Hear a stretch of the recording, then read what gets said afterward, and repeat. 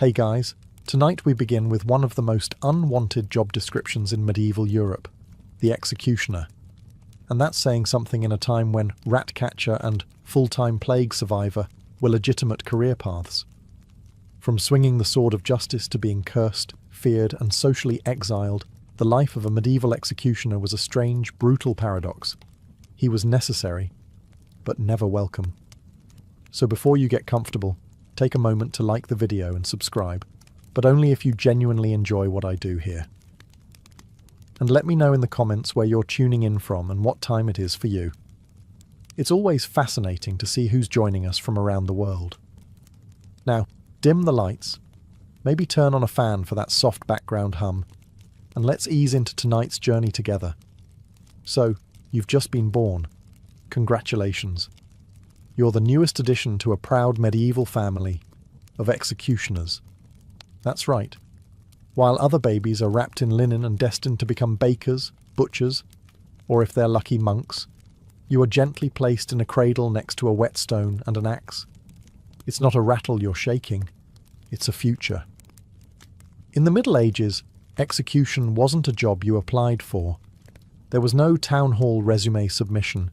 It was inherited, like a really cursed family heirloom. If your father was the executioner, you were the next in line. Simple. No room for career changes. No hopes of becoming a travelling bard or a slightly sad shoemaker.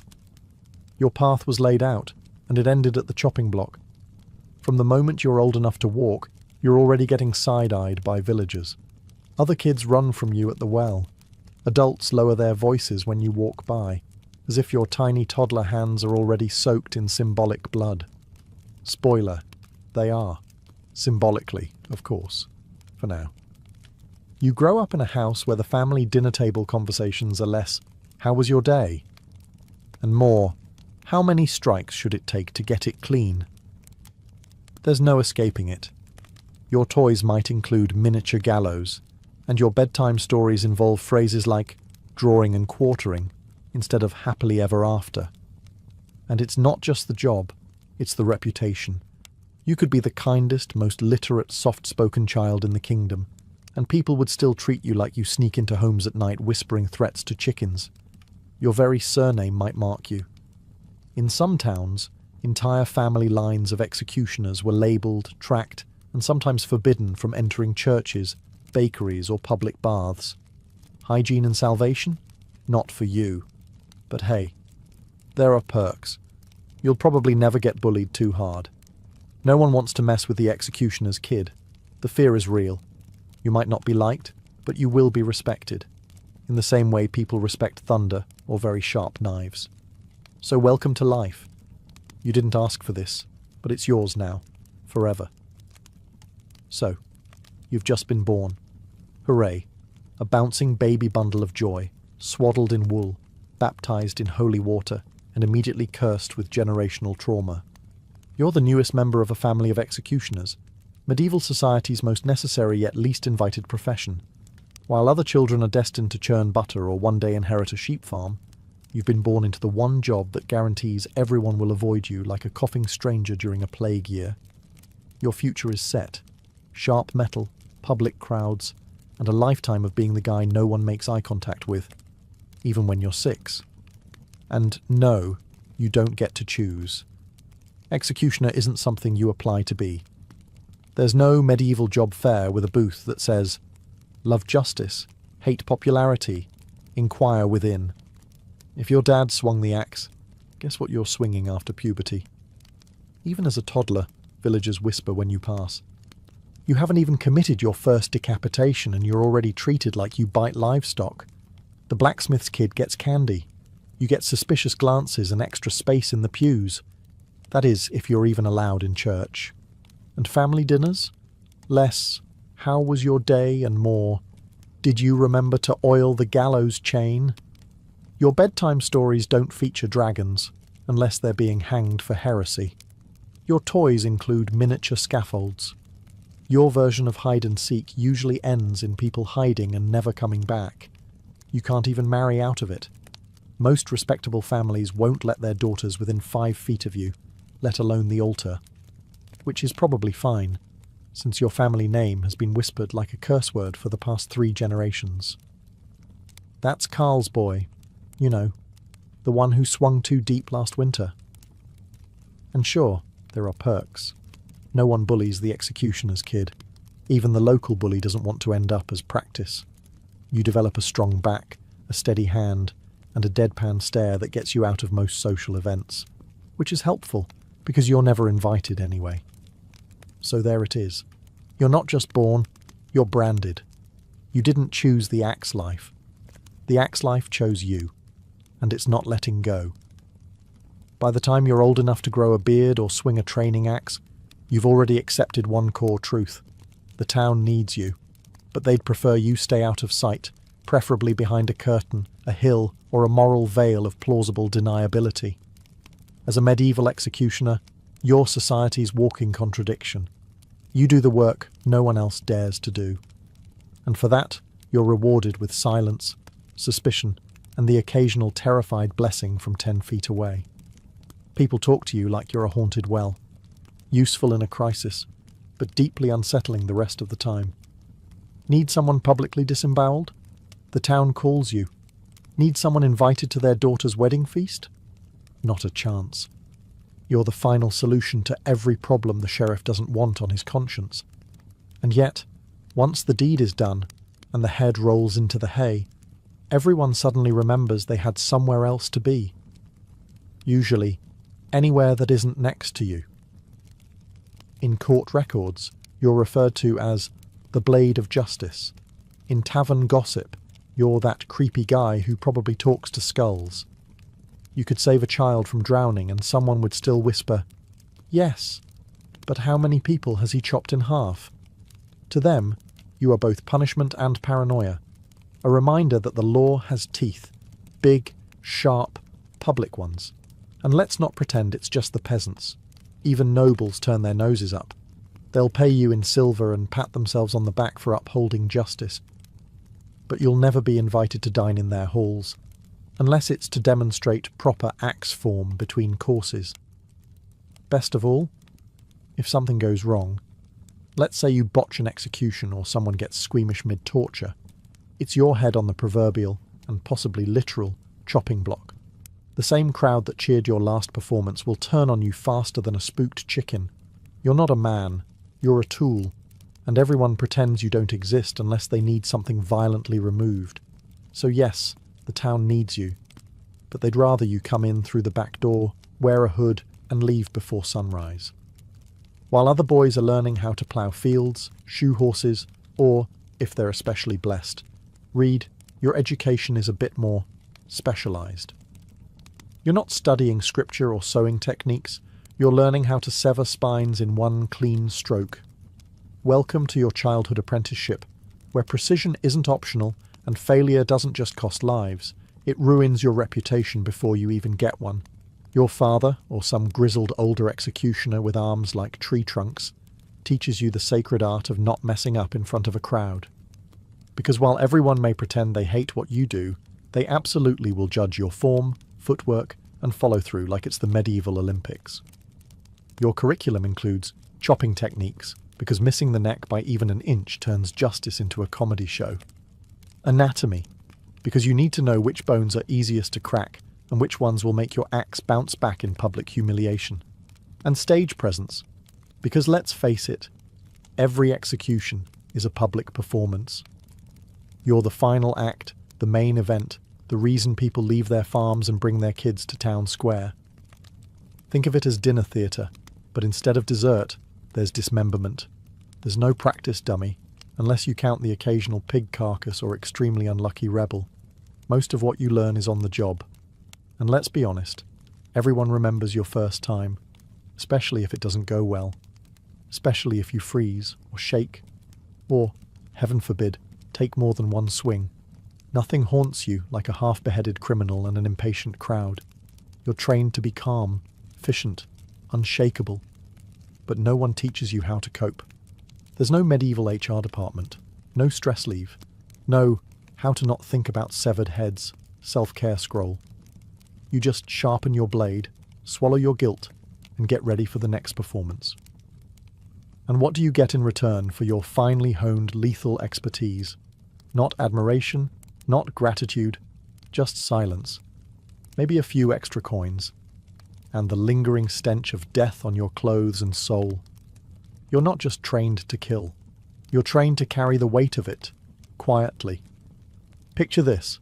It's a sunny morning. The market square is bustling. Bakers are selling bread that smells vaguely edible.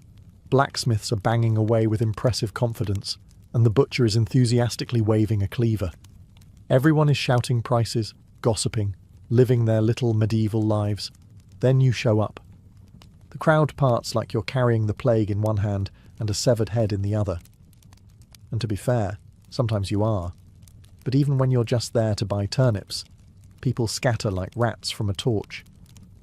You see, executioners were often forbidden or heavily discouraged from even entering public markets. In some towns, you had to wait until after hours to buy food. In others, you had your own special corner of shame, where vendors left your goods out for you to collect like a cursed medieval DoorDash. Why? Because apparently, the man who handles legal killings is somehow too unclean to touch a radish. If you dared to mingle with the regular folks, it got awkward fast. Merchants would grab your coins with tongs, or worse, refuse them altogether. You could be holding clean silver, and they'd act like you'd handed them a live scorpion dipped in guilt. "Oh, no, not from you, good sir. We're, out of cabbage today." Children are yanked away. Crosses are made. One particularly dramatic fishwife spits every time you walk by. Not at you, just near enough to make her feelings perfectly clear. Touching goods was risky business. If you picked up a loaf of bread, no one else would want it. If you so much as grazed the apples, that entire crate might be dumped in a ditch out of sheer spiritual panic. One brush of your cursed executioner fingers, and it's farm to forbidden. Eventually, most executioners learned to send someone else to do their shopping, if they could. A relative, a bribed servant, anyone with a less unsettling aura. Someone whose hands didn't smell faintly of burning justice. And so you retreat again, back to your lonely dwelling, your private food supply, your increasingly antisocial lifestyle. Because even when you're off the clock, the town still remembers who you are, and they'd really prefer it if you didn't touch the cheese. Congratulations, you've got your own place. Unfortunately, it's not in town. Not even close. Your new address is beyond the northern gate, past the gallows, next to the wild boars. As a medieval executioner, you don't just get the cold shoulder, you get full-on banishment by zoning law. You're not allowed to live inside the city walls with the normal people. Instead, your residence is somewhere between a hermit's hut and a haunted outpost. You're less village member and more unpleasant forest NPC. There's a reason for this, of course. A combination of superstition, religion, and good old-fashioned hypocrisy. The same folks who hire you to swing an axe at 10 a.m. don't want to risk your allegedly cursed energy wafting through the neighbourhood by 6 p.m. Your house is usually located near the execution grounds, because that's convenient. Convenient for who exactly remains unclear. Not for you, certainly. You live in the shadow of your work, literally. Gallows creaking in the wind. Crows eyeing you like you're next. Sometimes corpses still hang in view of your breakfast table. Bon appetit. The place itself? It's yours, technically. A gift from the city, which is medieval for we dumped some lumber in a field and said good luck. Drafty, damp, and wonderfully secluded, your home might be the only one in Christendom with a doormat that says, "Abandon hope, ye who enter here." Not for visitors, but for your own self-esteem. No neighbours, no casual strolls, no visiting merchants or passing monks. Just you, your tools, and the occasional raccoon with no sense of personal space. You might hear the church bells in the distance, but you won't hear the laughter of the marketplace. You're close enough to serve the town, but far enough to never belong to it. And when storms roll in, who rushes to check on you? No one. The town forgets you exist, until the next criminal needs a very final solution. So there you live, outside the walls, a man apart. visible only when your presence is required. Like thunder, ominous, functional, and best appreciated from a distance. So, you're an executioner. You live outside the walls, your handshake is treated like biohazard, and your grocery runs require diplomatic finesse. But surely, you can find comfort in family, right? Right? Well, here's the thing. Medieval executioners did have families. They just had a hard time starting them. See, once your occupation is known, your dating prospects plummet faster than a heretic through a trapdoor. No one wants to marry the guy whose job description includes the phrase, "clean up arterial spray." Respectable families lock their doors when you walk by. Fathers hold their daughters closer. Even the town drunk, who once proposed to a goat, looks at you and says, "Bit much, don't you think?" So your dating pool ends up being shallow. Very shallow. Often, the only people willing to marry executioners are other outcasts, gravediggers, knackers, lepers, or, if you're lucky, widows whose standards have taken serious structural damage. Romantic candlelit dinners? Try conversations whispered in alleys so no one sees her talking to you. And if you do manage to marry and have children, they inherit your profession like a curse sewn into their skin. Sons are trained from youth to swing steel with surgical precision, and daughters? Well, they carry the name, which is usually enough to be socially exiled by age 6. It's not so much a family as it is a legally necessary support staff. Your family can't attend festivals, can't walk through town together, can't pretend to be normal for even a single Sunday. If they do go to church, they sit in the back, or they don't go at all, because even salvation has bouncers. And over time, that isolation takes a toll. You love your children, sure, but you also pass them a future that smells like blood and loneliness. The family tree doesn't grow, it repeats. Same job, same shame. Same invisible wall between you and the rest of humanity. There are no proud portraits, no family crests, just a long line of people who wore hoods not to hide their faces, but because the world never wanted to see them in the first place. So, you've executed your duties, literally, all week. You've lopped off heads, disemboweled a heretic or two, and maybe even cleaned your blade with holy water out of sheer anxiety. Surely it's time to confess your sins, right? Light a candle. Say a prayer. Start fresh. Well, not quite.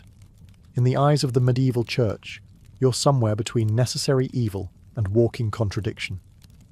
Yes, you enforce divine justice. Yes, you serve the state and uphold law and order. But also, and this is important, you kill people for a living, which, inconveniently, is a sin. And so, despite doing God's dirty work, you are not exactly welcome in his house. Many executioners were outright denied confession. Some priests wouldn't listen. Others insisted you undergo ritual cleansing before stepping inside the church. Which is tricky, because no amount of soap washes away a reputation. And don't even think about receiving Holy Communion. That was reserved for clean souls. Yours is more of a permanent stain. It's a cruel irony. You kill with state approval, yet spiritually, you're treated like a man who strangles kittens for fun. Even lepers, who at least had a medical excuse, were often treated with more compassion. Weddings? Not in the church. Christenings? Maybe, if the priest is having a generous day and half the town isn't glaring at him. Funerals? Don't count on it. Some executioners weren't even buried in consecrated ground. They got the ditch outside the cemetery walls. Prime real estate for exiles, suicides, and people who forgot to tithe. So where does that leave you spiritually? Nowhere comforting. You spend your life surrounded by death, and yet you have no path to forgiveness. You can't unburden yourself. You can't cry to a friar or light a votive for your sins. Instead, you carry them, quietly, heavily. Sometimes you drink, sometimes you scream into the woods, sometimes you just sharpen your blade again. Even when you believe you're doing right, when the law is clear, the trial fair, you still go home unsure whether you're damned by man, by God, or both. Because even in a world where everyone sins, You're the one who made a profession out of it.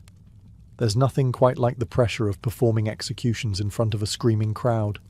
It's part justice, part ritual, part public entertainment, and you're the main act. Forget about nerves. Forget about bad weather. The crowd doesn't care if your wrist hurts, if your stomach's empty, or if the axe is a little dull from last week's double hanging. They came to see a show. And you? You're holding the spotlight and the blade. The goal is simple. One clean swing. A fast, clean beheading is the gold standard. Anything less, and the murmurs begin. Miss by an inch? The crowd gasps. Take a second swing? They groan. A third? Now they're booing. Some are laughing. One kid just started crying. Someone throws an onion. And let's be honest, you feel it too. The shame, the failure, the victim still twitching on the block, the blood spurting wrong, your boots sticky with regret. You weren't trained for this part. The psychological shrapnel that comes from turning someone's last moment into a civic embarrassment. Sometimes the axe gets caught in bone. Sometimes the condemned jerks at the last second. Sometimes your hand just slips. And in those moments, your entire reputation, and possibly your job, hangs in the balance. Because here's the thing, no one cares how hard the job is. They just want it to look easy. Executioners are supposed to be clinical, unemotional, precise. If you falter, you risk looking weak. And in a world obsessed with strength, weakness is contagious, and the rumours spread fast. He needed 2 swings. His hand was shaking. The guy suffered. You become a cautionary tale whispered in breadlines. Don't end up like that poor soul, or worse, like the guy who couldn't even finish the job. So you go home, scrub your blade, and relive every mistake, every gasp, every groan. You replay it until your mind is too tired to keep spinning, and even then, it lingers. Because in your world, the axe doesn't just fall on the condemned. It hovers over you too, every time you step onto that platform. So you've done the deed. The crowd has gasped, gawked, and dispersed. The condemned is headless, justice is served, and the village square is back to selling cabbage. Time to pack up and head home, right? Not even close. Being an executioner wasn't just about swinging an axe. That was the dramatic part, the flashy moment. The rest? Far messier, far quieter, and far more grotesquely underappreciated. Because someone has to deal with the body. And surprise? It's you. You might be asked to burn the body, bury it in unconsecrated ground, or stuff it into a shallow grave under the gallows. The medieval equivalent of a garbage chute. No funeral, no ceremony, just the faint hope that the local dogs don't dig it up. And you don't get gloves, or soap, or a break. You are, effectively, the sanitation department of death, the final cleaner of sin, the silent janitor of justice, and no one thanks you. In fact, the same people who cheered the execution now avoid you even harder because you smell like ash and entrails. There are also the side jobs. Torture? That's on you. Branding criminals? You again? Public shaming setups? You're the guy with the hammer and nails. Sometimes they'll even have you flog someone while reading scripture aloud, multitasking your way through a moral meltdown. Oh, and if a noble demands discretion, guess who's cleaning up the noble's mess with 0 witnesses and a very real understanding that if anyone talks, they're next? Executioner by title, yes. But by function? Your medieval society's all-purpose horror technician. When the crowds disappear, the priests go silent, and the court scribes head back to their parchment. You stay behind. You finish the job no one else can stomach.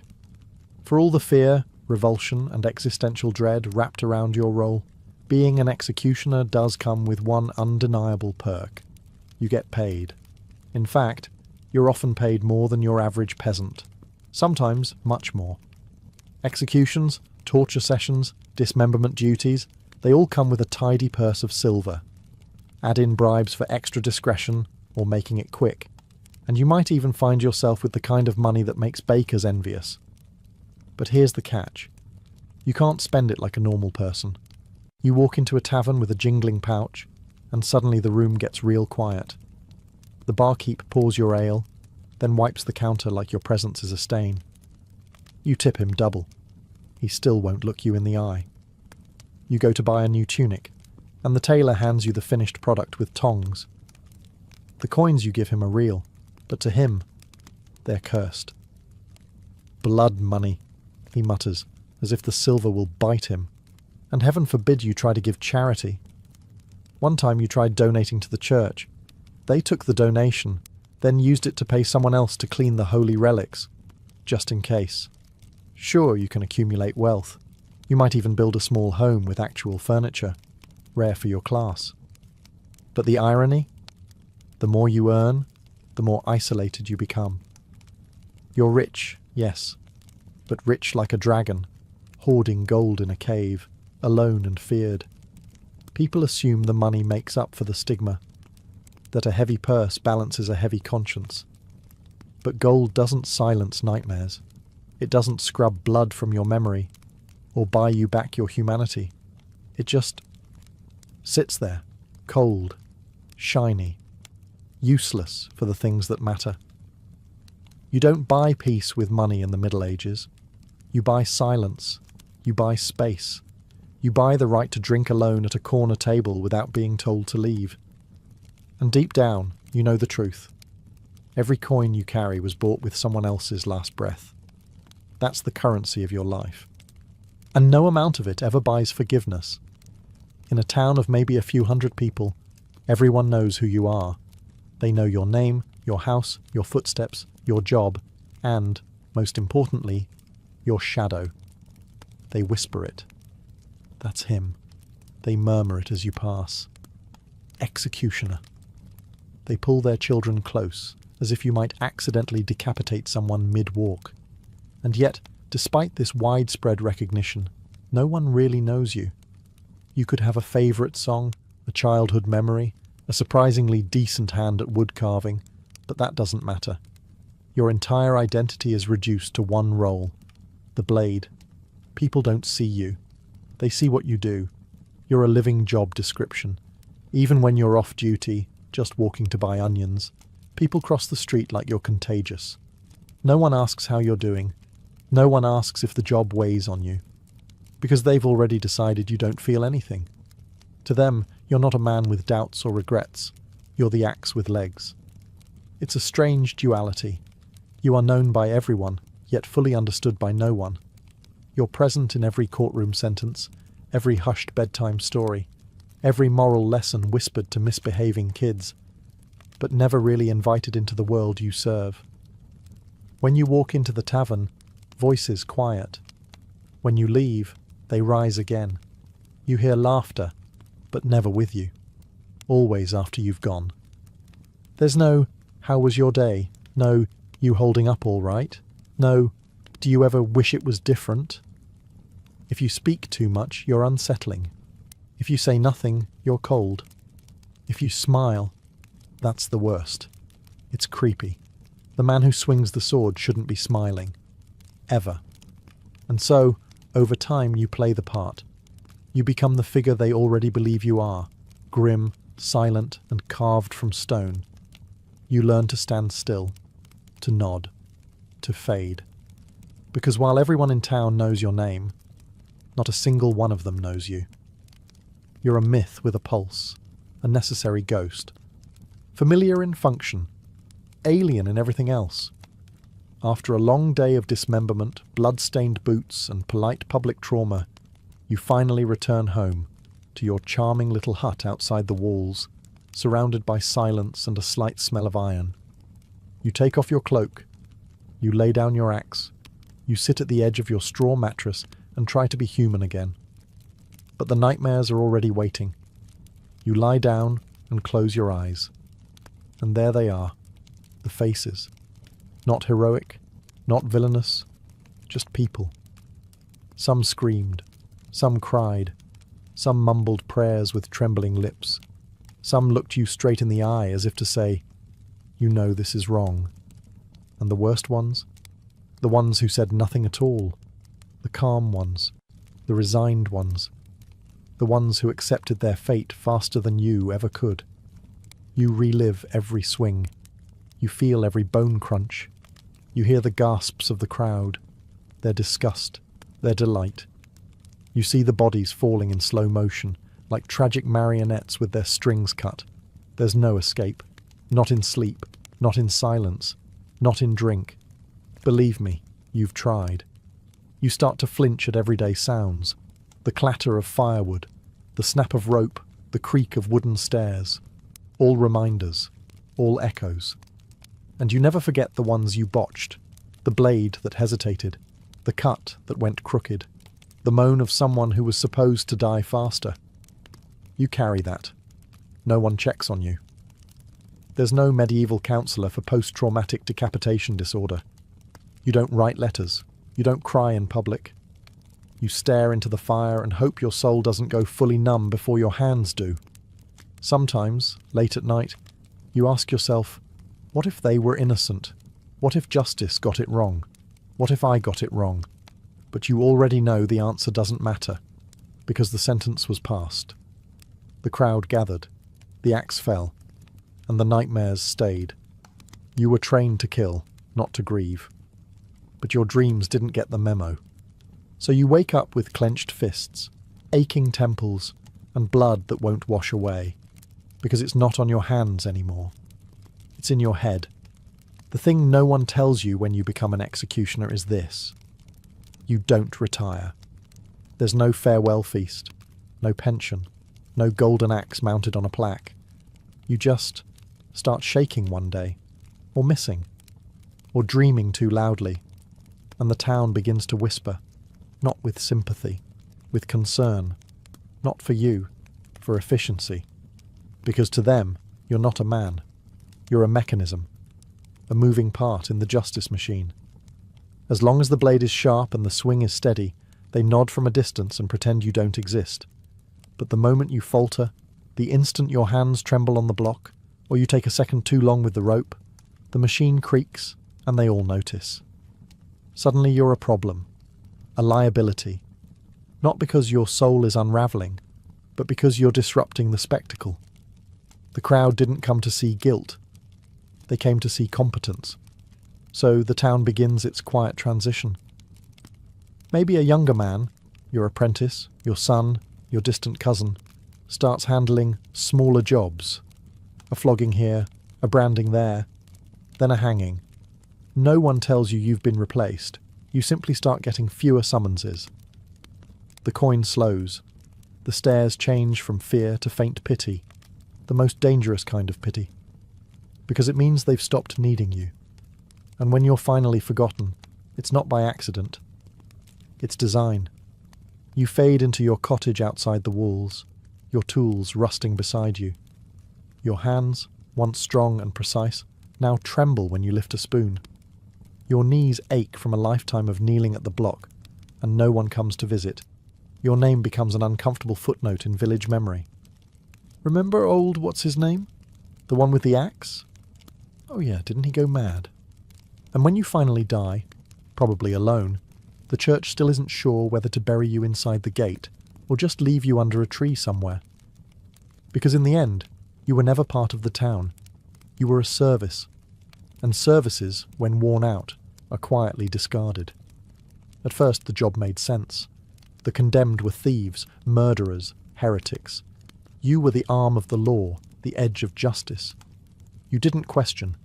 You executed, efficiently, publicly, without hesitation.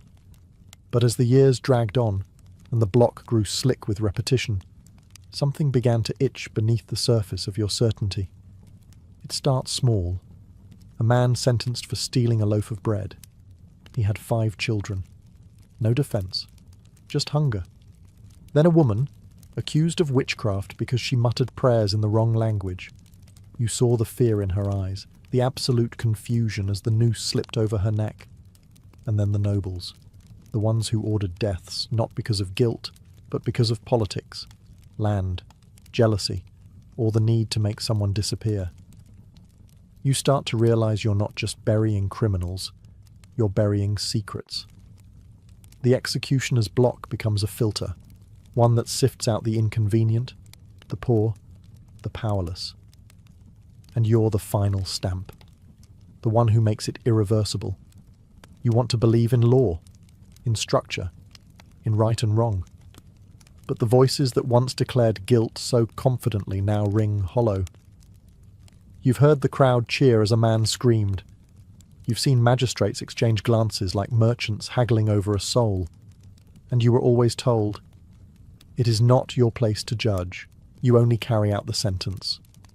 But what happens when the sentence is wrong? There's no room to ask, no confessional booth, no forum.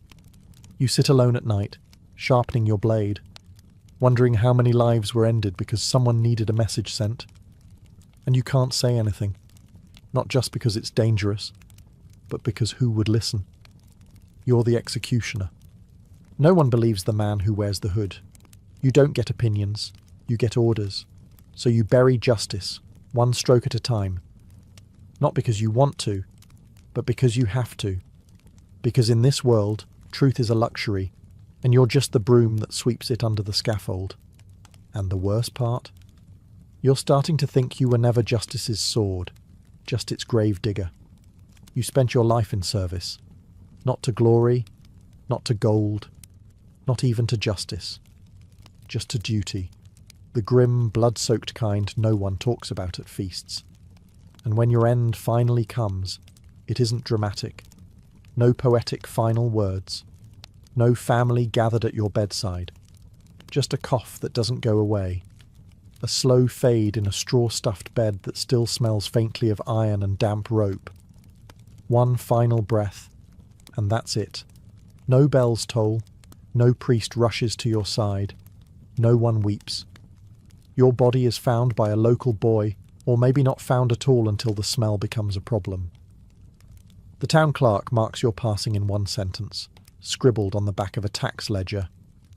Executioner, deceased, replacement pending. There's no funeral procession, no carved headstone, maybe a wooden marker if someone remembers, but it won't last the winter. You're not buried in the churchyard, of course. You're laid in the earth outside the gates, the same gates you were never allowed to pass through in life. Executioners, after all, were unclean, tainted, useful, disposable. You were the one who buried hundreds, and yet no one truly buries you. The town moves on quickly. There's always another blade, another son, another poor soul who inherits the job like a curse wrapped in tradition. In the years to come, people might speak of you in fragments. The one who beheaded that baron, remember? The one who drank alone and never looked anyone in the eye. Or worse, what was his name again? Your legacy isn't stories or children or peace. It's silence. It's absence. It's the space you filled that no one wants to talk about. And maybe that's fitting. You spent your life ensuring the guilty were forgotten. You just didn't realize you'd be forgotten with them. So, in the end, your death mirrors your life. Necessary, but never mourned. Because in medieval society, you were never meant to be remembered. You were meant to be endured. And now, you're finally not. It all started with water running through a ditch. On January 24th, 1848, a man named James W. Marshall, working on the American River near Coloma, California, looked down and saw something strange glinting in the sun. At first he didn't believe it. It was just a tiny yellow flake. Could have been fool's gold. But no. It passed the scratch test. It was real. Gold. Actual gold. He ran to tell his boss, John Sutter, who was less than thrilled. Sutter wasn't thinking about riches. He was thinking about land. He was building an agricultural empire, and he knew what a gold discovery meant. Chaos.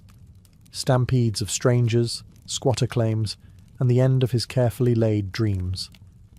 So the two men tried to keep it quiet. Spoiler. They failed miserably. Within weeks, the rumours spread like wildfire, literally faster than the mail system. Locals were showing up with pans and pickaxes. People abandoned jobs mid-shift. Sailors jumped ship in San Francisco and vanished into the hills. Newspapers didn't even bother fact-checking. Gold found in California was printed like gospel. And then all hell broke loose. That summer, President Polk confirmed the discovery in a speech to Congress. That was it. The genie was out of the bottle. By 1849, over 90,000 people, nicknamed 49ers, were pouring into California by land, sea, and every miserable in-between route imaginable. And what started as one man squinting into a ditch became the largest mass migration in US history. But here's the thing. Marshall never got rich. Neither did Sutter. The discoverers ended up broke, bitter, and pushed aside as the gold fever they unleashed consumed everything. So, picture it. One accidental flicker in a muddy trench led to a global stampede, reshaped the map, fueled American expansion, and catapulted California from sleepy frontier to statehood in just 2 years. And the irony? The men who found the gold? They barely got a nugget. Now that we've set the stage, let's dive deeper. Into the madness, the migration, and the myths that turned California into the land of golden dreams and broken promises. Imagine you're a farmer in Ohio or a shopkeeper in Boston in 1849. You hear the whispers, see the headlines, gold, mountains of it, just lying there for the taking in California. You sell your land, kiss your family goodbye, and start walking, literally, across the country. That's what thousands did. And just like that, the age of the 49ers had begun. They came in waves, from every state, and from places much farther. Latin Americans, Australians, Europeans, even a contingent of Chinese miners braving the treacherous Pacific crossing. Some came in covered wagons, enduring cholera, starvation, and every kind of weather hell the West could throw at them. Others boarded creaky ships, took a detour through Panama, and hoped they wouldn't catch yellow fever before boarding another ship north to San Francisco.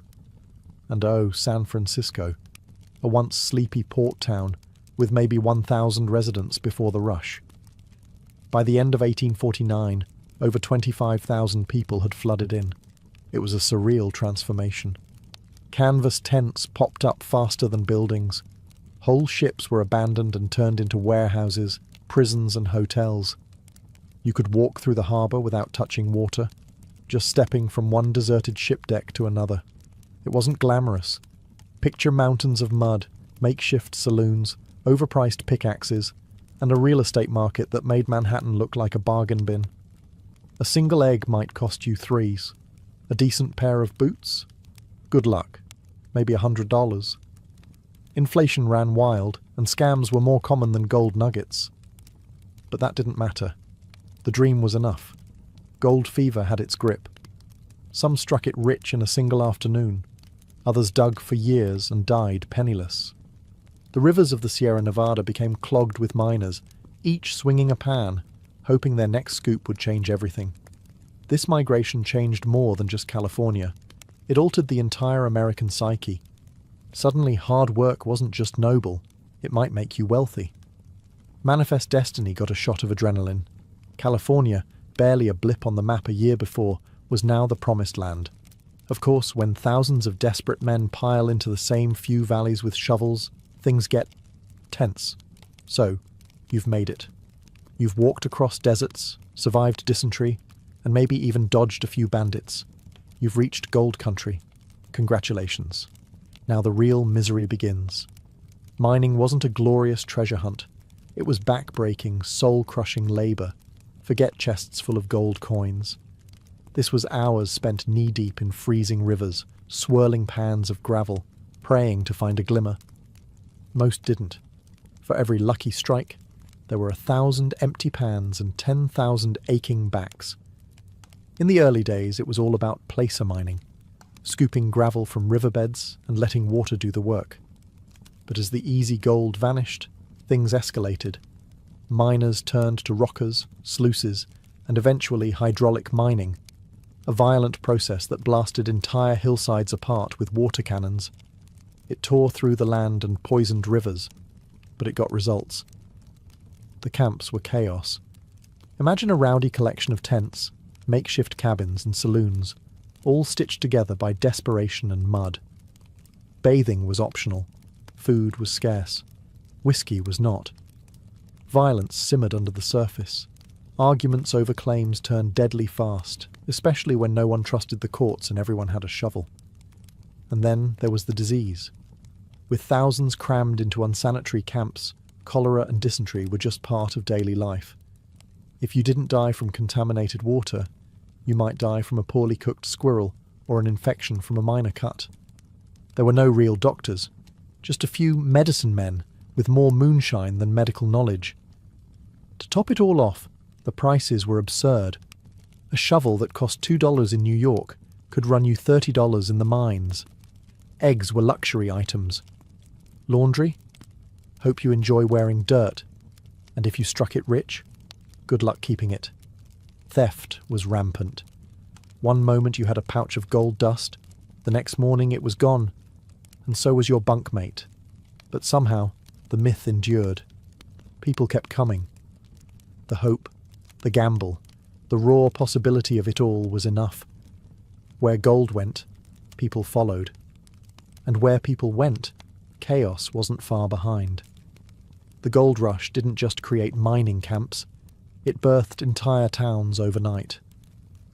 Places like Placerville, Marysville, and Deadwood, yes, that Deadwood, exploded in population faster than anyone could control. They were called boom towns, and the name fit. They boomed into existence and often collapsed just as fast.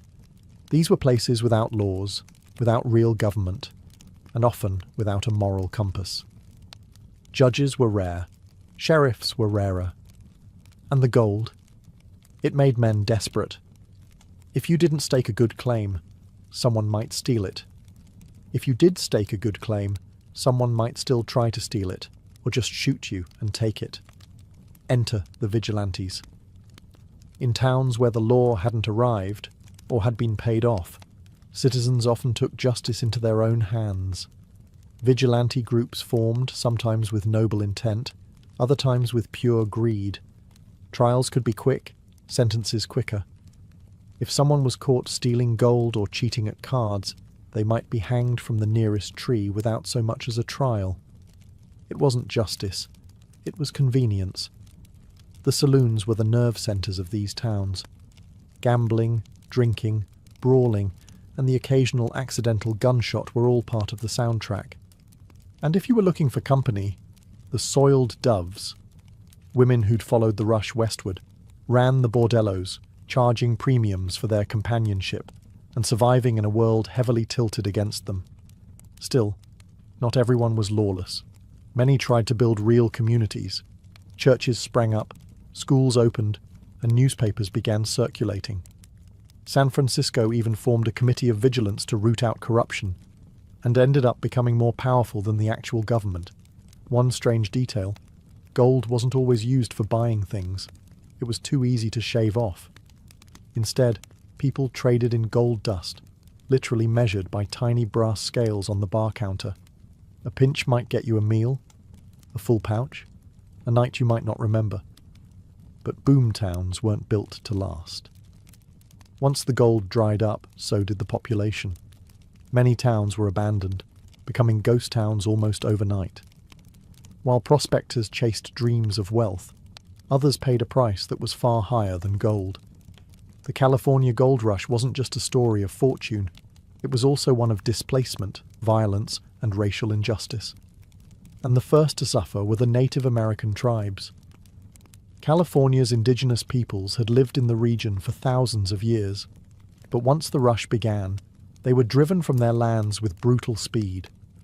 Forests were cut down, rivers poisoned by mercury and sediment, and hunting grounds overtaken by miners and boomtowns. Some tribes were forced into servitude under the guise of apprenticeships. Others were outright massacred. State-sanctioned militia campaigns were even funded to remove native populations. It was nothing short of a disaster.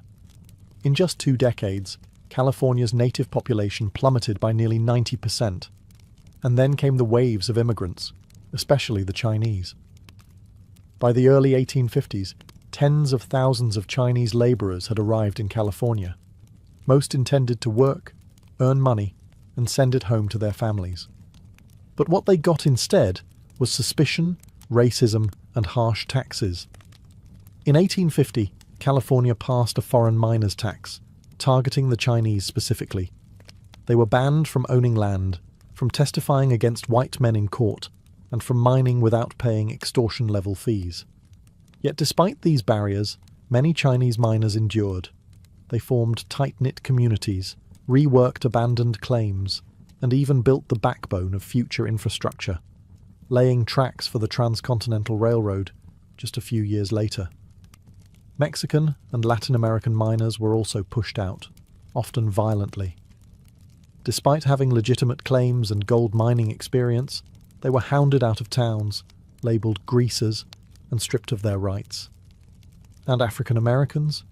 Both free and enslaved individuals came west seeking opportunity. Some did find it, establishing businesses, farms, and even newspapers. But the racial lines were always shifting, and the promise of freedom came with no guarantees.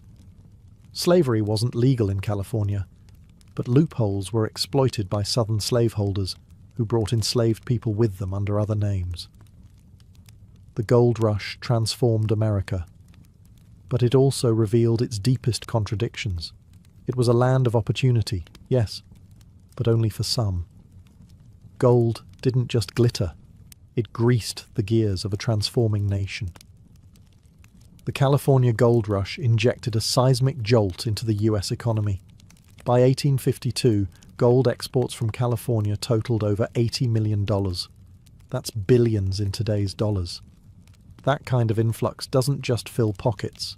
It fills banks, backs currencies, and fuels industries. Suddenly, California wasn't a sleepy western frontier. It was the epicenter of national attention, wealth, and ambition. But there was one big problem. California wasn't a state. It wasn't even organized territory in the traditional sense. It had been acquired in 1848 after the Mexican-American War, but governance was a mess. The sudden flood of settlers made it clear something had to be done, and fast. So in 1850, just 2 years after the first gold nugget was found, California became the 31st state. That's warp speed for US expansion, and unlike many other Western territories, it bypassed the awkward adolescent years as a territory. Straight to statehood, no waiting in line. But there was a catch. California was admitted as a free state, banning slavery. This sent the already fragile balance between free and slave states into a tailspin. The South was furious, the North was energized, and the political tension pushed the nation one step closer to civil war. Meanwhile, back in California, the wealth kept flowing, and not just from gold. Entrepreneurs realized that the miners were the real gold mine. A German immigrant named Levi Strauss began selling tough canvas pants that miners couldn't tear through, and invented blue jeans. Leland Stanford sold supplies to miners before going on to help build the Transcontinental Railroad and found Stanford University. That railroad, by the way, became the artery connecting California's gold to eastern markets. Before the railroads, it took months to reach California by land or sea. With trains, a matter of days. The gold rush didn't just spark economic growth.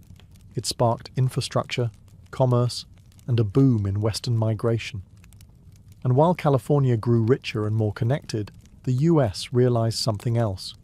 Whoever controlled the West might just control the future. If the gold rush turned men into legends, it also turned landscapes into battlegrounds. The earliest mining efforts were relatively low impact, pans, shovels, maybe a rocker box along a riverbank. But as the surface gold ran out, miners turned to more aggressive methods. That's when things got ugly. By the mid-1850s, hydraulic mining arrived. Picture this. Massive nozzles called monitors shot water with enough pressure to blast entire hillsides apart. Entire mountains were turned to mud slurry in the hunt for tiny flakes of gold. It was fast, efficient, and utterly devastating. Trees were flattened, Hills disappeared, rivers ran brown for miles, sediment from hydraulic mining clogged riverbeds and flooded farmlands. The once fertile Central Valley began drowning under tons of mining debris. The Sacramento and San Joaquin rivers overflowed, not just from rainfall, but from the unnatural buildup of displaced earth. Crops died, towns flooded, fish populations collapsed. It wasn't mining, it was slow-motion environmental warfare. Miners also used mercury to help separate gold from sediment. It worked, but the mercury didn't disappear. It seeped into soil, flowed downstream, and poisoned ecosystems. To this day, mercury from the gold rush era is still found in California's waterways, nearly 2 centuries later. Eventually, the destruction became impossible to ignore. In the 1880s, a group of Central Valley farmers sued a hydraulic mining company in a case that became a national landmark. Woodruff vs. North Bloomfield Gravel Mining Company. The farmers won, and in 1884, hydraulic mining was effectively banned, the first major environmental ruling in US history. But the damage had been done. The California landscape had been reshaped, sometimes beyond recognition. Forests turned to barren mudflats. Hills hollowed out and never recovered. Rivers were rerouted. Ecosystems upended. And yet, the gold rush also sparked the beginning of America's environmental conscience. As people saw the toll, voices began to rise, calling for balance, for responsibility, for protection of the land. These were the seeds that, decades later, would grow into national parks and conservation movements. The gold rush built dreams, yes, but it also left scars. By the late 1850s, the richest gold veins had been tapped. Boomtowns began to empty, and the pickaxes were traded in for ploughs, pens, and printing presses. But the gold rush wasn't fading, it was transforming. What started as a chaotic scramble became a cultural myth. The California gold rush etched itself into the American imagination as a story of adventure, freedom, and reinvention. Newspapers spun tales of lucky strikes and overnight millionaires, while dime novels turned grubby prospectors into rugged heroes of the West. Of course, reality was messier, but myths rarely need facts. The prospector became an American icon. Weathered hat, long beard, gold pan in hand. Never mind that most real miners were broken, broke, or buried in shallow graves.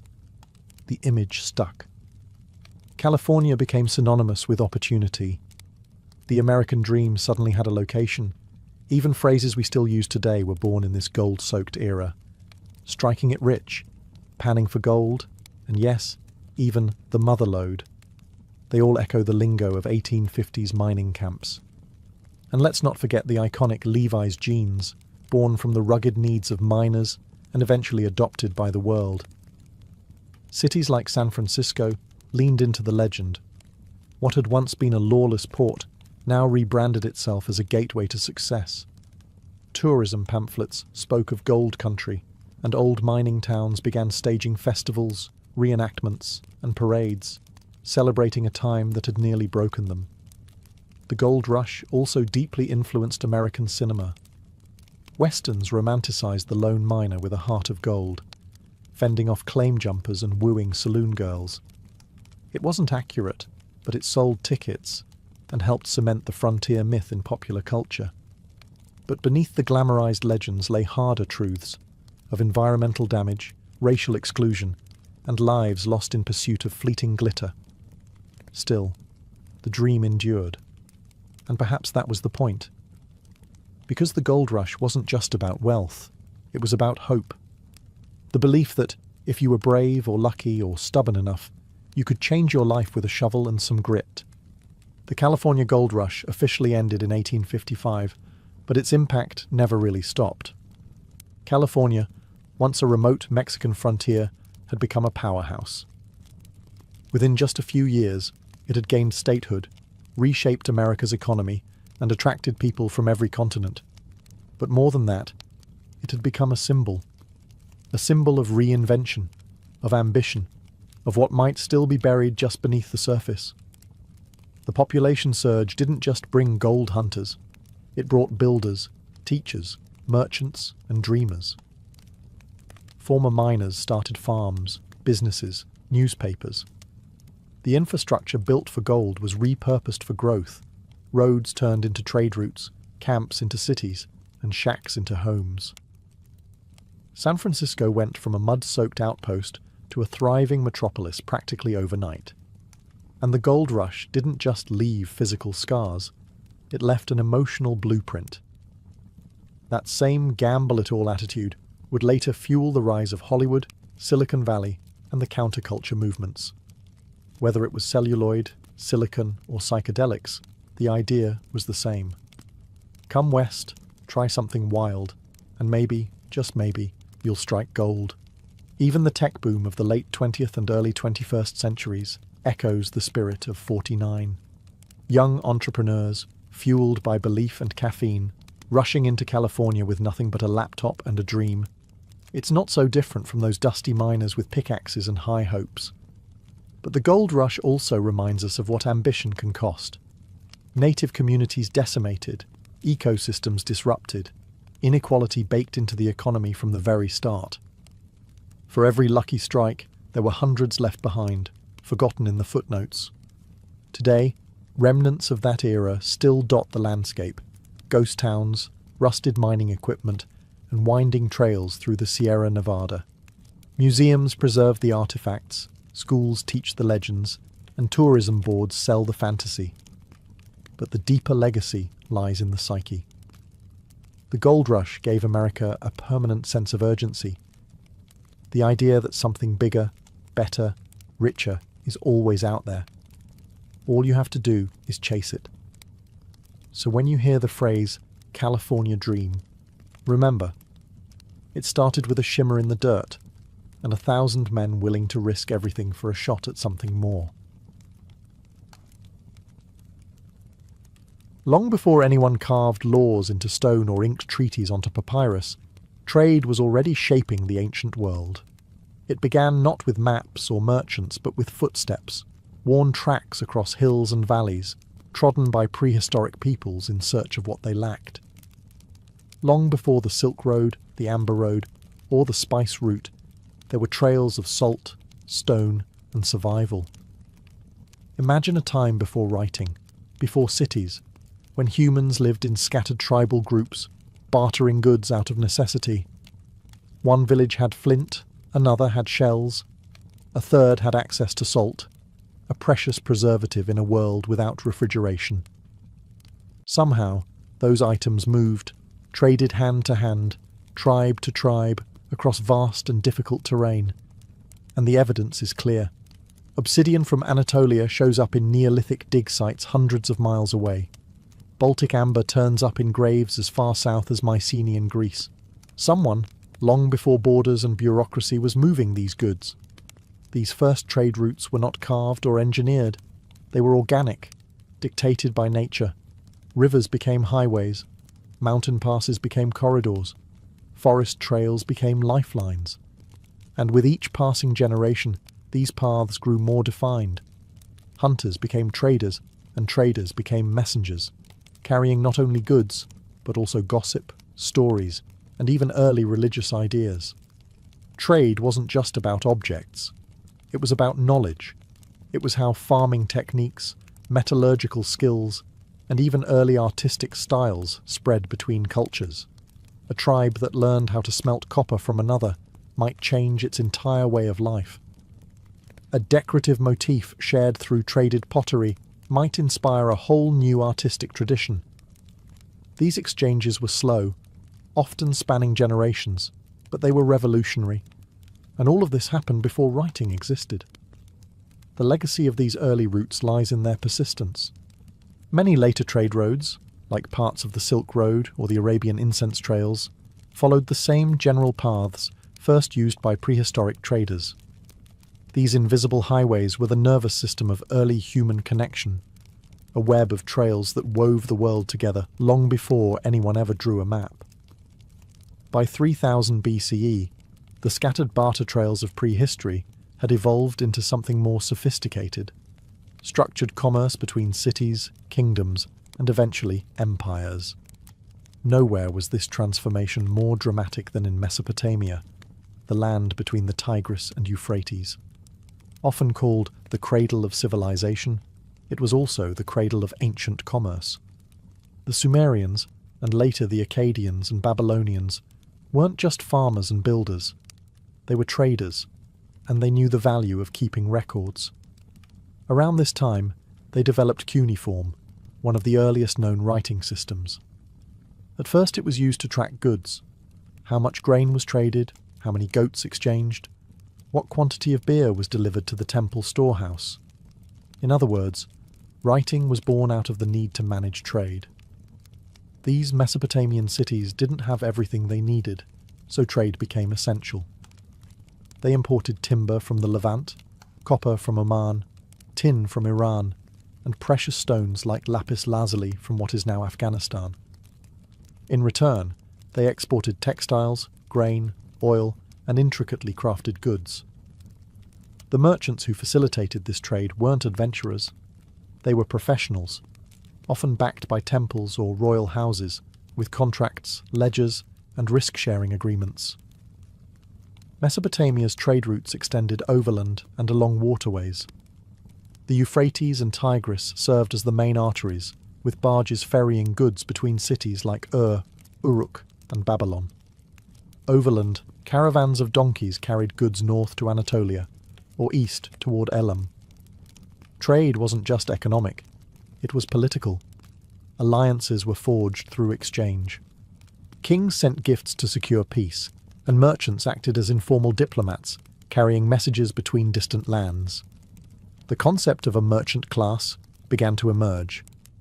These weren't nobles, priests, or warriors.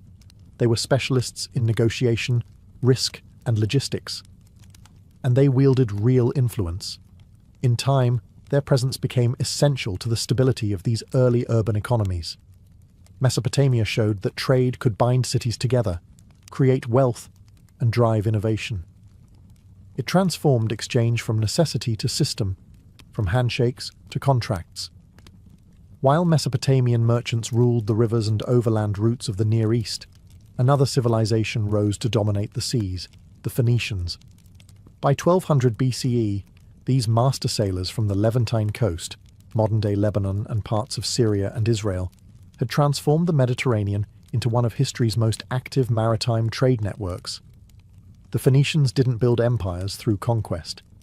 They built them through commerce. Their city-states, notably Tyre, Sidon, and Byblos, were small but fiercely independent, and they shared a common gift: the sea. With narrow strips of land and limited agriculture, these cities turned to the waves for survival. And they did more than survive. They thrived.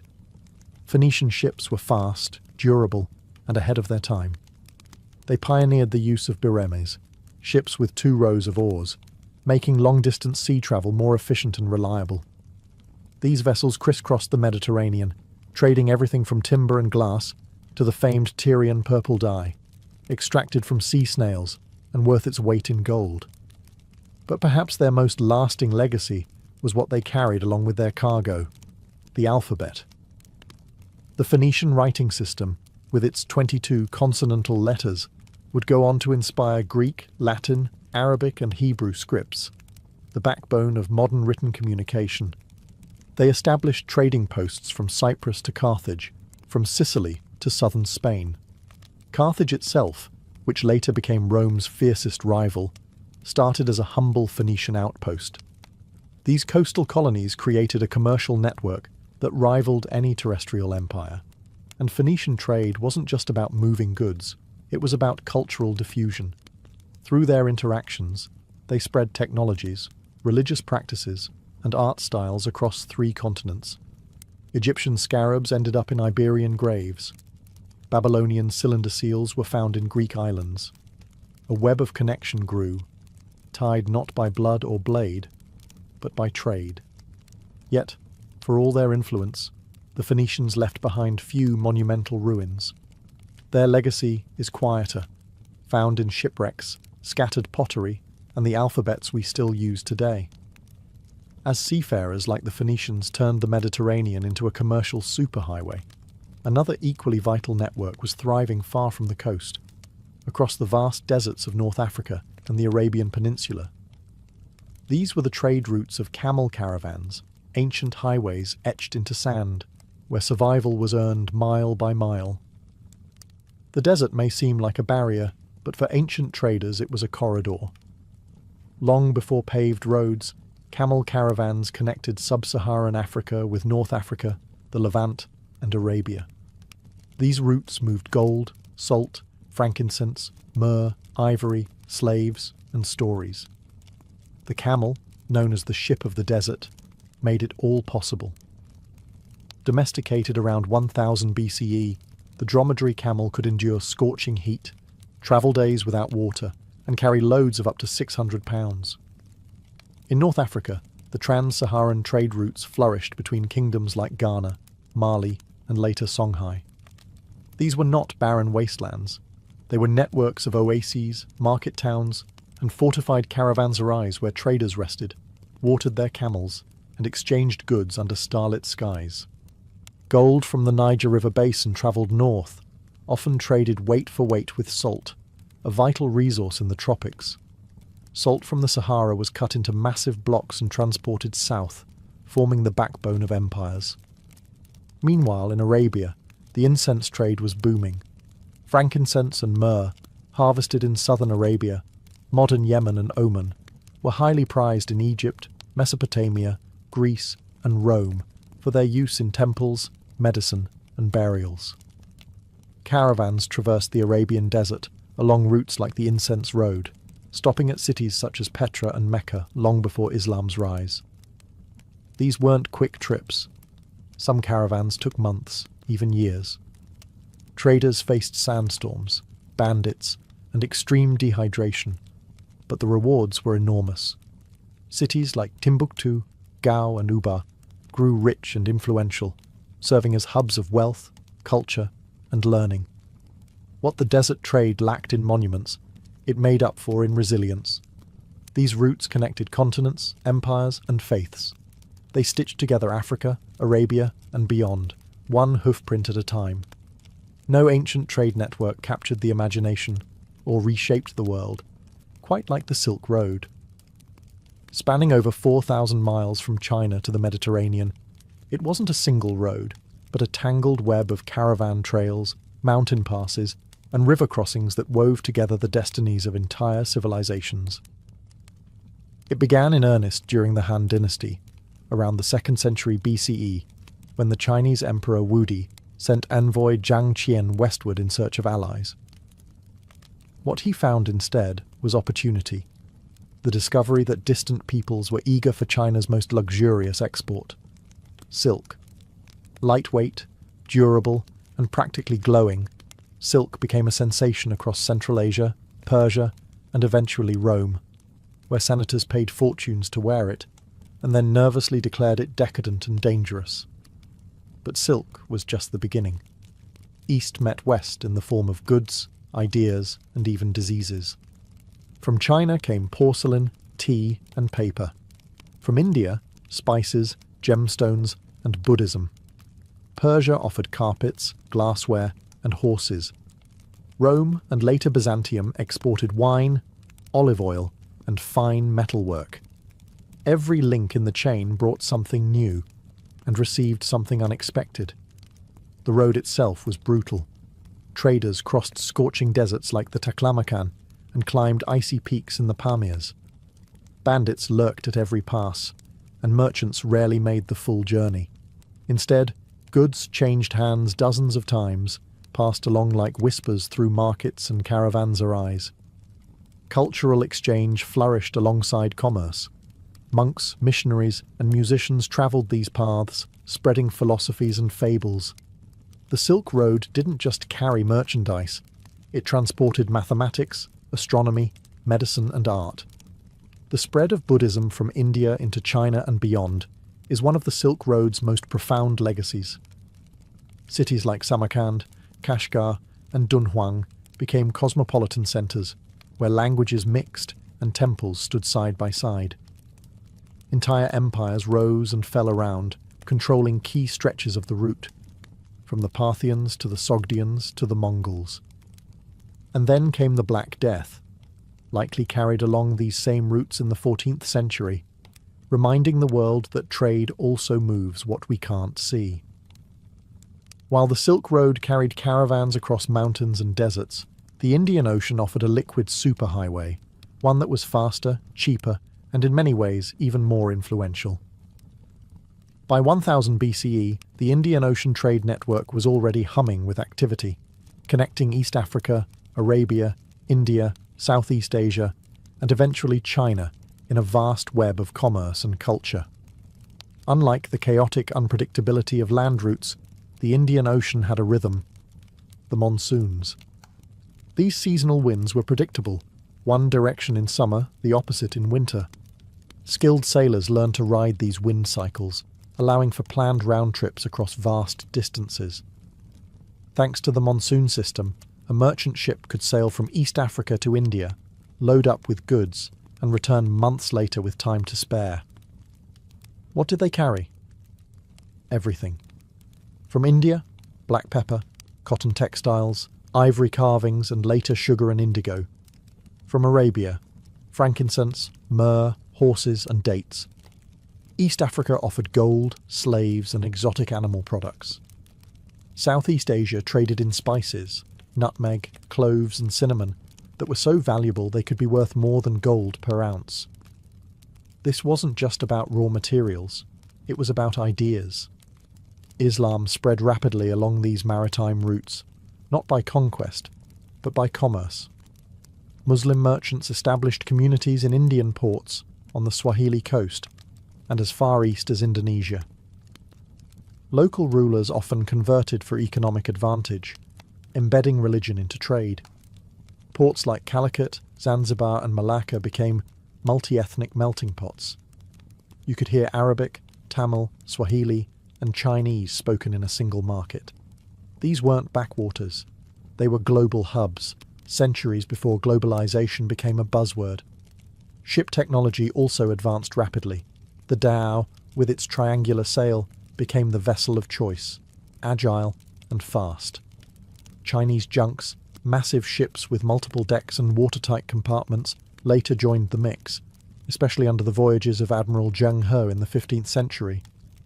What made the Indian Ocean trade special wasn't just its scale, but its collaboration.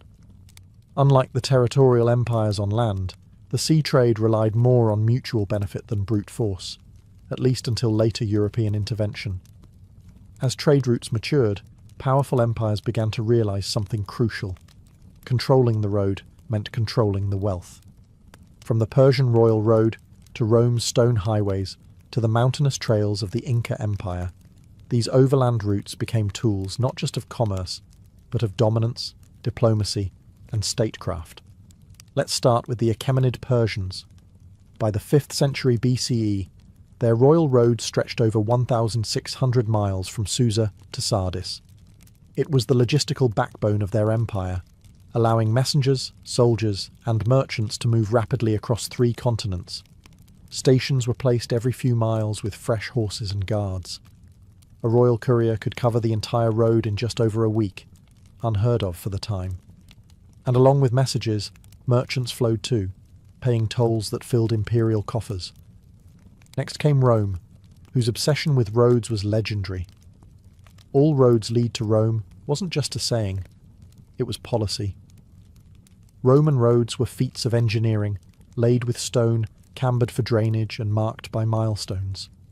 The Via Appia, begun in 312 BCE, connected Rome to southern Italy and became the prototype for a network that eventually spanned over 250,000 miles. These roads allowed for fast troop deployment, tax collection, and yes, trade. Goods from the provinces flowed into the heart of the empire: Egyptian grain, Spanish silver, Syrian glass, and African ivory. Far across the ocean, another road empire flourished: the Incas. Without wheels or horses, they built one of the most astonishing road systems in the world. The Chapak Ñan, or Inca Road, spanned over 24,000 miles through the Andes. It linked the empire's mountainous spine from Colombia to Chile. Runners called chasquis relayed messages and small goods across suspension bridges and steep cliffs. The Incas used llamas for transport and imposed strict control over who could use the road, ensuring state dominance over trade. In all these empires, roads weren't just about movement, they were about control. They allowed rulers to project power, enforce taxation, and regulate commerce. Traders used them, but always at the pleasure of the state. By the fall of Rome and the rise of medieval kingdoms, many ancient trade routes had decayed or been abandoned. Yet the desire for connection and profit never disappeared. In fact, the medieval period saw old routes revived and new ones forged by a surprising cast of characters: religious pilgrims, crusaders, merchant guilds, and ambitious city-states. Religion was a powerful motivator. Pilgrimage routes across Europe, like the Camino de Santiago, became arteries of movement.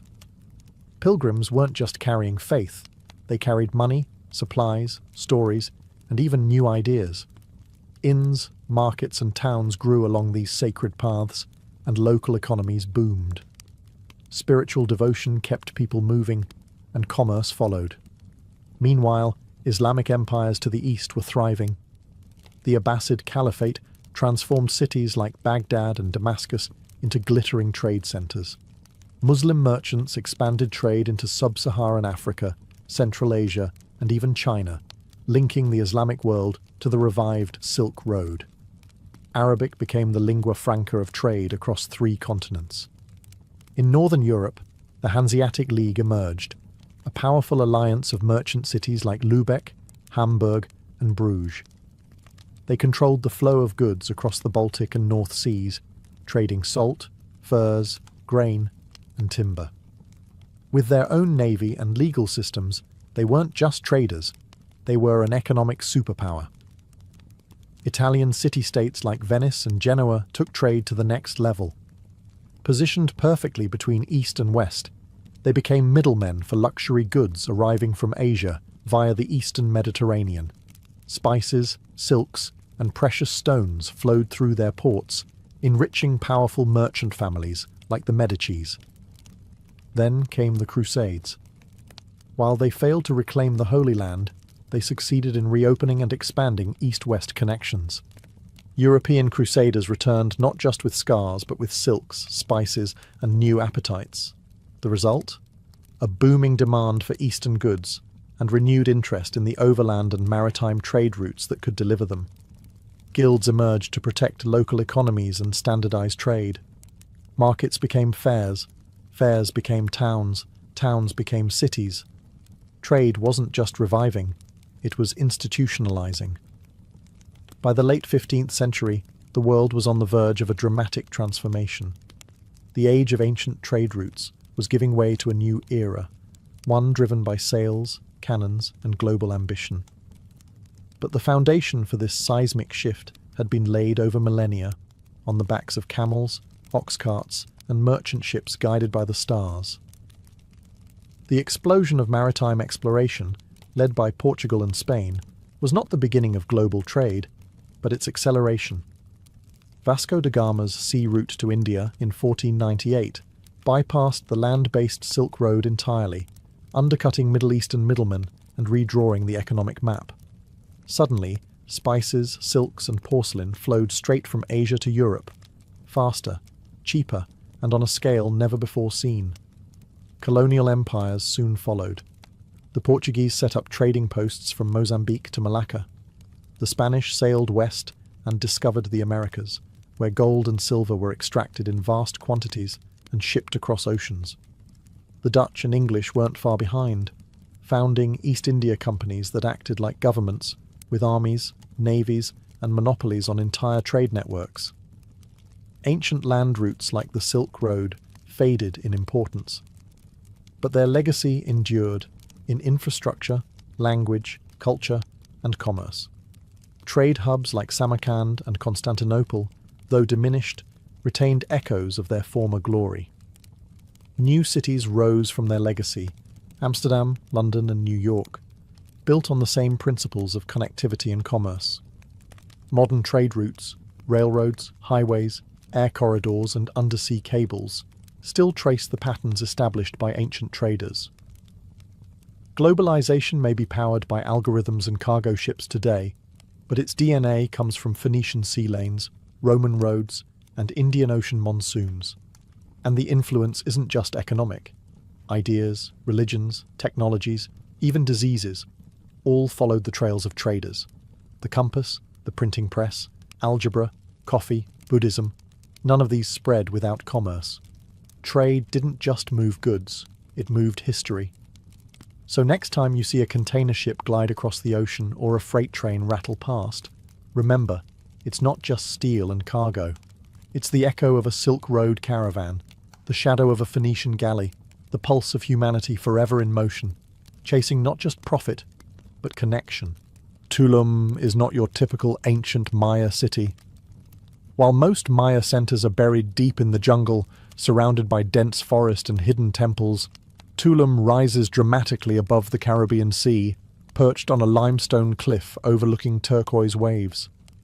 It's a postcard scene with a powerful history, a sacred coastal outpost that stood watch over both the land and the sea. Located on the eastern edge of the Yucatan Peninsula, in what is now Quintana Roo, Mexico, Tulum was one of the last major cities built and inhabited by the Maya. Its peak came relatively late, between the 13th and 15th centuries CE, during the post-classic period, just before the Spanish arrival. But despite its late bloom, Tulum left an outsized mark on Maya history. Its name means wall in Yucatec Maya, a reference to the thick limestone barrier that encloses the city on three sides. The fourth side? That's the open Caribbean Sea, stretching endlessly eastward. This combination made Tulum uniquely defensible and symbolically significant. According to some accounts, the city may have originally been called Zamar, meaning City of the Dawn, likely in reference to its perfect alignment with the rising sun. From its cliffs, Maya lookouts could spot merchant canoes gliding in from Cuba, Belize, and even Honduras. Tulum was a key node in a complex maritime trade network, dealing in obsidian, jade, salt, honey, textiles, and dried fish. It connected inland cities like Coba and Chichen Itza to the sea, and its wealth flowed through both canoes and caravans. But Tulum wasn't just a trade hub. It was a spiritual stronghold. Every building, every platform, and every shrine was carefully positioned, many aligned with celestial bodies or sacred dates in the Maya calendar. It was a city that watched the sky as much as the surf. And even after the Spanish arrived and the city was eventually abandoned, Tulum was never truly forgotten. Its ruins remained visible from the sea, a haunting reminder to passing sailors of a civilization that charted the stars long before Europeans arrived. Tulum may appear small compared to Maya giants like Chichen Itza or Tikal, but its compactness is deceptive. Every structure within its stone walls was placed with purpose, guided by astronomy, spiritual belief, and strategic design. This wasn't just a city, it was a cosmic map carved into stone. At its core, Tulum's layout reflects a balance between the earthly and the celestial. The city is surrounded on three sides by thick defensive walls, each up to 5 meters thick and 3 meters high. A clear statement that Tulum was as concerned with protection as it was with worship. But within those walls lies a careful arrangement of temples, altars, and platforms that aligned with the heavens. The centerpiece of the city is El Castillo, not a castle in the European sense, but a temple pyramid that dominates the skyline. Built on a cliff edge, it served both as a religious shrine and a lighthouse for Maya sailors. When the sun rises directly behind it during key times of the year, it lights the facade in perfect symmetry. Some scholars believe it was used to track the solstices and equinoxes, allowing the Maya to align their rituals with the rhythms of the cosmos. Next to El Castillo is the Temple of the Descending God, named for the carved figure above its doorway, a figure with wings and an inverted posture, believed to represent a celestial or fertility deity. This temple faces west, catching the sunset and perhaps symbolizing the transition from day to night, life to death. Key themes in Maya spirituality: Many buildings are constructed on raised platforms and are oriented along precise axes, often northeast-southwest or east-west. These were not arbitrary choices. They echo the Maya obsession with tracking Venus, the Sun, and the lunar cycle. Even doorways and windows seem to frame celestial events at certain times of the year. Tulum's planners didn't just design a defensible city, they designed a spiritual calendar in stone. It was a place where architecture, astronomy, and mythology merged into daily life. Rising above the turquoise sea like a silent sentinel, El Castillo is Tulum's most iconic structure. Positioned at the edge of a limestone cliff, it commands not just the coastline, but the heavens, a fusion of engineering, astronomy, and sacred symbolism. Though not as massive as the Great Pyramids of inland Maya cities, El Castillo was never meant to compete in size. It was meant to signal. Built in stages, El Castillo likely served multiple roles: temple, shrine, watchtower, and possibly even lighthouse. During the day, its high elevation and stark stone facade made it visible from far out at sea. For Maya sailors navigating the Caribbean in large dugout canoes, El Castillo marked both a physical and spiritual harbour, a beacon of protection under the watch of the gods. But it wasn't just a daytime guide. At night, fires may have been lit within the temple atop the structure. Paired with small windows and aligned with seaward gaps in the reef, the glow could be used to help mariners safely reach Tulum's shore through narrow breaks in the coral. This would make El Castillo one of the earliest examples of a lighthouse-like structure in the Americas. Religiously, El Castillo was likely dedicated to the diving god, or the descending god, a celestial figure connected to Venus, the planet that played a central role in Maya cosmology. The Maya believed Venus influenced warfare, agriculture, and the calendar. Structures like El Castillo were used to track its appearances in the sky. During specific dates in the solar and Venusian calendars, the sun would rise or set directly in line with the temple, bathing it in radiant light, a moment of cosmic synchronization. The temple itself is modest in size but elevated for maximum visibility. Its stairways and niches suggest rituals were held atop, where priests performed ceremonies visible from the plaza and coastline below. Unlike massive ceremonial complexes inland, El Castillo wasn't about grandeur. It was about function, guiding ships, channeling solar energy, and connecting the sea with the sky. Tucked near the center of Tulum's ceremonial core is one of its most fascinating and spiritually charged buildings, the Temple of the Frescoes. Unlike the imposing height of El Castillo, this structure draws the eye not through scale, but through detail. It's a multi-level temple complex, rich with symbolism, iconography, and some of the finest surviving Maya murals on the Yucatan coast. The temple served a dual purpose, as a shrine and as an observatory. The upper level likely functioned as a ritual space for priests, while the lower chamber housed painted murals and stone carvings that brought the Maya cosmos to life. Though weather and time have eroded many of the original pigments, enough detail remains to offer a stunning glimpse into Maya spiritual thought. Inside, the frescoes depict a pantheon of gods, deities, and supernatural creatures. Most prominent among them is the descending god, often shown upside down, a rare and intriguing figure in Maya art.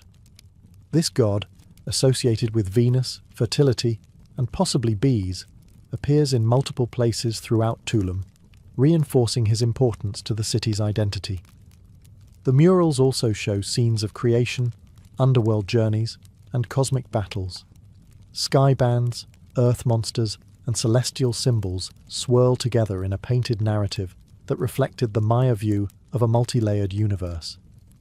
For the Maya, the world was divided into three parts: the heavens above, the earthly realm, and the watery underworld below, all of which appear in these frescoes in striking visual form.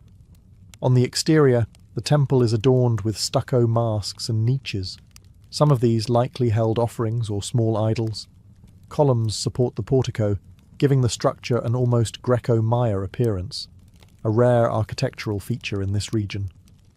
Astronomically, the Temple of the Frescoes is thought to have been aligned with key solar events. Windows and sightlines may have marked solstices or equinoxes, helping priests maintain the sacred calendar. It was both a house of worship and a timekeeping device, as functional as it was beautiful. Among Tulum's sacred structures, none is more enigmatic than the Temple of the Descending God. Modest in scale but rich in symbolism, this temple is dedicated to one of the most mysterious deities in the Maya pantheon.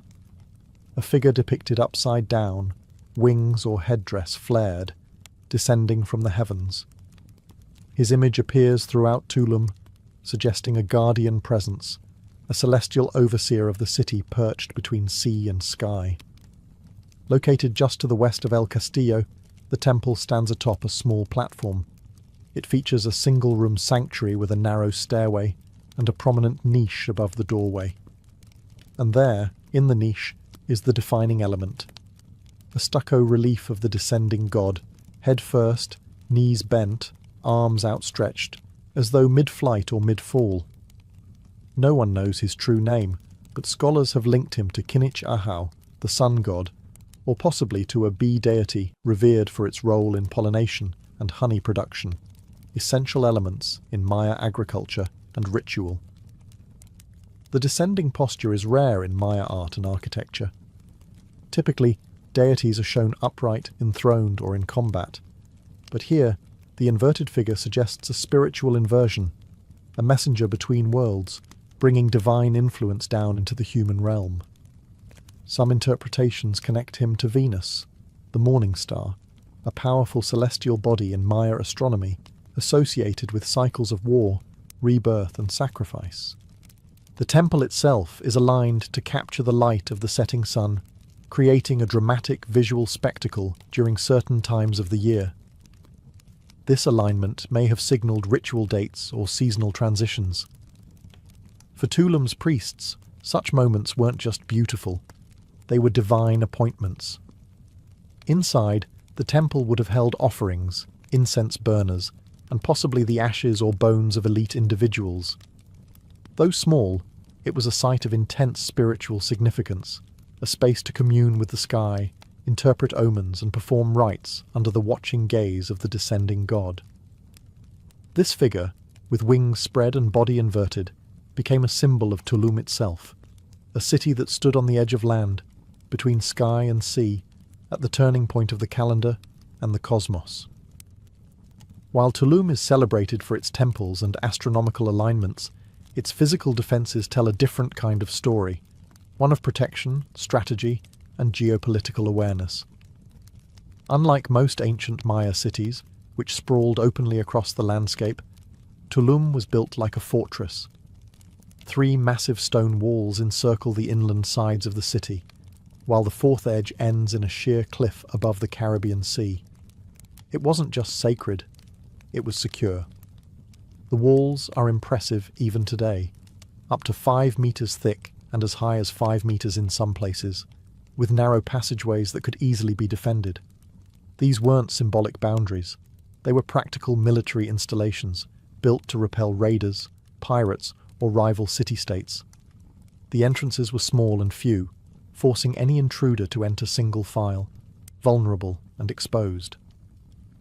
Strategically placed along the perimeter were watchtowers, squat, round buildings with small windows or slits that offered clear lines of sight over the land and sea. From here, guards could spot approaching canoes long before they reached shore. These towers may have also doubled as communication points, using smoke or fire signals to alert the city's elite of any threat or arrival. But these defences also had a spiritual dimension. To the Maya, walls didn't just keep enemies out, they separated the sacred from the profane. Inside the walls was holy space, where temples aligned with the cosmos, rituals echoed the stars, and every step was watched by the gods. Outside was the wilderness, the unknown, and the unstable world of politics and warfare. The positioning of Tulum also gave it incredible control over both land and sea routes. It lay along the Maya coastal trade network, a major artery for goods moving up and down the Yucatan Peninsula. Salt, honey, jade, obsidian, and cacao passed through its gates. Any merchant sailing the coast would see Tulum's cliffside silhouette long before they reached it, a reminder of its power and protection. In Tulum, strength and sanctity were never far apart. Long before colonial ports and international harbours, Tulum was a thriving maritime trading post, a coastal checkpoint that linked inland Maya cities with the Caribbean world. Its location wasn't chosen for beauty alone. Strategically perched above the sea with access to sheltered landing beaches, Tulum was built to connect. The Maya were expert seafarers. They carved massive dugout canoes from sabre trees, some large enough to carry 20-30 people and hundreds of pounds of cargo. These vessels paddled up and down the Yucatan coastline, travelling as far as modern-day Honduras to the south and the Gulf Coast to the north. With prevailing currents and consistent trade winds, Maya merchants followed well-established maritime routes that turned Tulum into a key stop. Goods flowed in from every direction. From the inland highlands came obsidian, jade, and cacao, valuable items used in ritual and elite exchange. From coastal regions, merchants brought salt, dried fish, cotton textiles, honey, feathers, and shells. Tulum didn't produce all of these items itself. Instead, it served as a distribution point where goods could be stored, taxed, and redirected along the network. What made Tulum unique was its combination of sea access and defensive structure. Unlike open coastal towns, Tulum had walls. This meant not just protection from raiders, but also control over who came in and out. Goods were monitored, elites collected tribute, and priests likely blessed the transactions, reinforcing the idea that trade and ritual were closely intertwined in Maya society. Foreign merchants may have passed through as well. Some ceramic styles and imported objects suggest contact with other Mesoamerican peoples, including those from central Mexico and the Gulf Coast. Tulum was not isolated. It was plugged into a regional system that pulsed with economic, cultural, and spiritual energy. Canoes likely pulled into small landing beaches just below the cliffs, where goods were offloaded and carried up into the city. From there, they could be exchanged, stored, or carried inland by human porters to major cities like Koba. Tulum was a crossroads, not just of geography, but of identity. For centuries, Tulum thrived as a sacred stronghold and bustling trade port. But like all great cities, its dominance eventually faded. By the time the Spanish arrived in the early 16th century, Tulum was still standing, but already in decline. Its walls remained intact, its temples still visible from the sea, but its golden age was clearly behind it. So what happened? Tulum's decline was likely gradual, not catastrophic. There's no evidence of war or violent destruction, no signs of mass fire or invasion. Instead, it seems the city slowly lost its strategic importance. As trade networks shifted and larger inland centers like Chichen Itza and Mayapan rose and fell, Tulum's influence began to wane. The economic arteries that once flowed through its gates may have rerouted elsewhere. There's also the broader context of Maya civilization. By the late post-classic period, many Maya cities were already experiencing political fragmentation, shifting alliances, and declining populations. Environmental stresses, including droughts and soil exhaustion, likely contributed to the instability across the Yucatan. These factors would have rippled out to Tulum, even if it was more coastal and less dependent on agriculture. Then came the Spanish. In 1518, Spanish explorer Juan de Grijalva sailed past Tulum. His crew noted the city's tall stone buildings and imposing walls. They were struck by its scale and structure. A few years later, during Hernán Cortés' expedition to Honduras, the Spanish again passed by Tulum, remarking on its beauty and the towering temple that stood like a sentinel over the sea. But they did not stop to conquer it. Not right away. By the end of the 16th century, however, Tulum was abandoned. Whether through disease, disruption of trade, or the cultural upheaval brought by colonization and Christianity, its people gradually left. What remained were empty temples, wind-worn walls, and the echo of rituals once performed beneath the stars. Yet Tulum never fully disappeared. Unlike many jungle-wrapped Maya ruins, it stood exposed, visible from the water, a ghost city on the cliff. Sailors passed it for centuries, its silhouette a marker of a world that had slipped into memory. Long after its last incense burned and its final traders departed, Tulum stood silent above the sea, not lost, but waiting. Unlike jungle cities like Palenque or Calakmul, Tulum was never completely buried. Its cliffside perch kept it visible to sailors and locals alike. But it wasn't until the 19th century that it re-entered the world's historical imagination. In 1842, two explorers, John Lloyd Stephens and Frederick Catherwood, arrived in Tulum during their now famous expedition through the Maya world. Stephens, an American diplomat, and Catherwood, a British artist, were among the first Europeans to document the ruins in detail. Catherwood's illustrations of El Castillo and the Temple of the Descending God mesmerized European readers, and Tulum quickly gained fame as one of the most photogenic and accessible Maya sites. Archaeological work increased in the 20th century. The Mexican government began preservation efforts, stabilizing structures and clearing vegetation. Unlike deeper jungle ruins, Tulum was relatively easy to access and soon became a popular destination, not just for historians, but for tourists, photographers, and spiritual seekers. Today, Tulum is one of the most visited archaeological sites in Mexico. Thousands walk through its stone gates each day, past temples that once aligned with the stars and walls that once defended sacred ground. Visitors stand where Maya priests once charted Venus in the sky, and where sailors once saw the city emerge like a vision from the waves. Yet the real magic of Tulum lies in what it continues to reveal. New studies are using LiDAR scanning and satellite mapping to uncover more about the site's original layout and its connections to inland cities like Cobar. Scholars are still debating the true identity of the descending god, the precise function of El Castillo, and the exact reasons for the city's fall. But beyond the questions, Tulum remains a symbol of Maya resilience, architectural genius, and cosmic curiosity. It reminds us that ancient people weren't isolated in the past. They navigated oceans, tracked stars, built observatories, and structured cities around cycles larger than themselves. Tulum isn't just ruins on a cliff. It's a living testament to a civilization that saw the universe as something to align with, not conquer. And that vision still echoes every time the rising sun spills across the stone.